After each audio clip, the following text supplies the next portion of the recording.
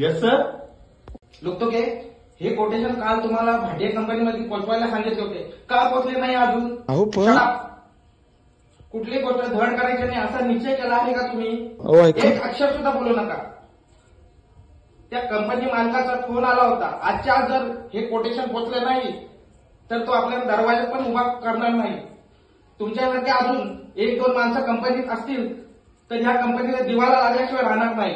काय हा काय लायसन आहे की नाही? आम्हाला लोकांना सांगितलं एक काम धड करत नाही आम्ही लोक. जो तुम्ही आम्हाला एवढा पगार देता तुमचं नुकसान हो म्हणून.